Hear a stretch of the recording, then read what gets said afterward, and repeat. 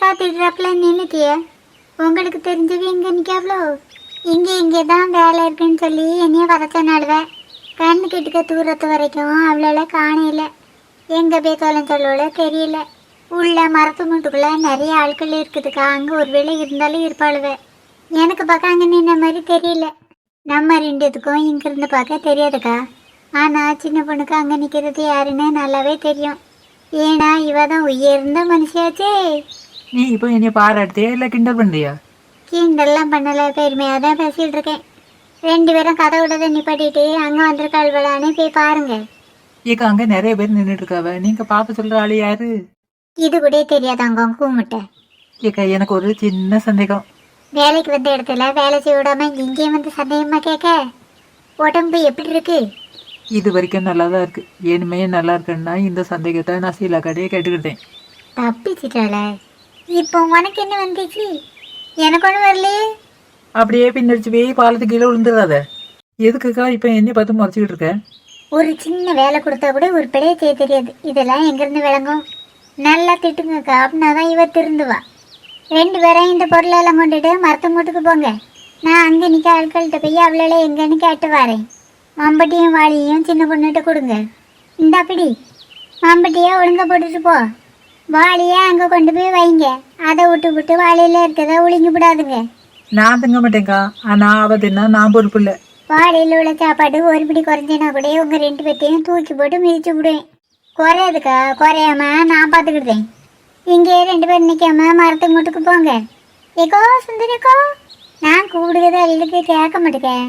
இங்கே நின்று கூடாம அங்கே போய் கூடுங்கக்கா. உங்கள் 2 பேர்த்தையும் போச்சல் எவ்வளோ நேராச்சு? போறீங்களா இல்லையா? அந்த பயம் இருக்கணும். கதை விடாம வேலை பாருங்க. எவ்வளவு வேலை பார்க்கல. எல்லா இவ்வளவும் கதையை விட்டுட்டு கிடக்காளுவேன். இவ்வளோ கதை விடுறதெல்லாம் ஃபோட்டோ எடுத்து அனுப்பி விடணும். அப்படின்னா தான் இவ்வளோ திருந்து விழுவேன்.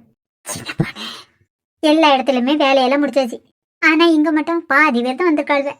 வந்தவளும் வேலை பார்க்கல, கதை விட்டுட்டே கிடக்காளுவேன். உங்கள் 2 பேத்துக்கும் இப்போ தான் விடிஞ்சிச்சோ? வேலைக்கு வர நேரத்தை பாரு. போங்க, நாளைக்கு காலையில வேலைக்கு வந்து சேருங்க. வேலையை பாருங்கம்மா. அங்கே யாருமா டவலை வரிச்சு போட்டு படுத்து கிடக்குது? வேலை செய்ய மாற்றப்படுதவே வீட்டில் இருக்க வேண்டியதுன்னு எதுக்கு இங்கே வந்து கிடக்காளுவே? நான் ஒரு இழுத்து வை நினச்சி எல்லா வேலை கல்லாளிகளையும் என் தலையில கட்டியாச்சு. சின்ன பொண்ணு என்ன பண்ணுங்க மேடம்? நான் தான் உங்க 2 பேர்த்தையும் அப்பதே போச்சுலேச்சே. வேற எதுக்கு இங்கே நின்றுட்டு இருக்கிய? கோவப்படாம நான் சொல்றது ஒரு நிமிஷம் கேளுங்க. நாங்கள் இன்னைக்கு காலையிலே வேலைக்கு இன்னும் கிளம்பி இருந்தோமா, அப்போ உங்களை மாதிரி அழகா எங்கள் வீட்டு முன்னாடி பூ நிறைய பூத்து கிடந்துச்சு. அதை பார்த்த உடனே உங்கள் ஞாபகம் வந்துச்சு. அதை பறித்து கொண்டு வரதுக்கு தான் இவ்வளோ நேரம் ஆயிட்டு. இந்த பூவை நீங்கள் வாங்கிடுங்க, நாங்கள் நாளைக்கே வேலைக்கு வரோம். என்னடி பார்த்துட்டு நிற்க? அதான் மேடம் சொல்லிட்டவலாம், நம்ம நாளைக்கே வேலைக்கு வருவோம். வீட்டுக்கு போண்டா, இன்னைக்கு வேலை செய்யுங்க. இப்போ யார் வேலை செய்ய சொன்னீங்க? உங்க 2 பேர்த்தையும் தான் சொன்னேன், வேலை செய்ய போங்க. மேடம் நாங்கள் லேட்டாக வந்துட்டோங்களா?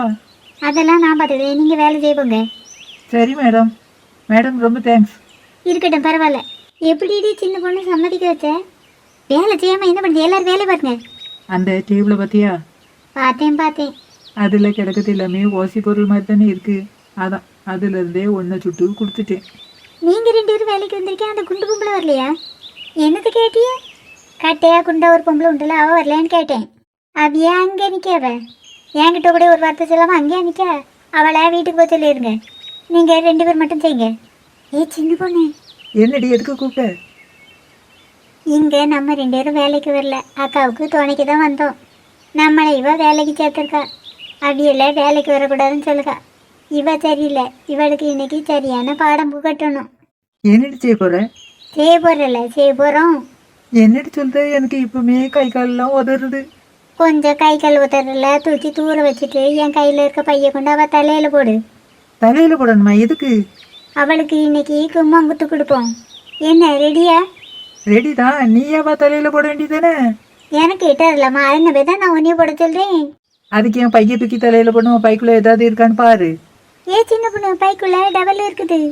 இந்த இதப்படி இதாவா தலையில போடு. ஏடி எனக்கு பயமா இருக்கு. இவ்வளவு வளர்ந்துட்டு பயப்படுத்திய உனக்கு வெக்கமா இல்லை? ஏவுமா வளர்த்தி வளர்ந்தா பயமெல்லாம் வரக்கூடாதோ? பயத்தை ஒரு மூட்டை கட்டி ஓரமா போடு. இப்போ அக்காளுக்காக நாம அவளை புரட்டி எடுப்போம். நான் போறேன், பின்னாடியே வா. ஏடி வா. பெய்ய அவன் மேலே போடு. யார் என் தலையில டவலை போடுறது? எனக்கு தெரிஞ்சு அப்புறமா வேலையை விட்டே தூக்கிடுவேன்.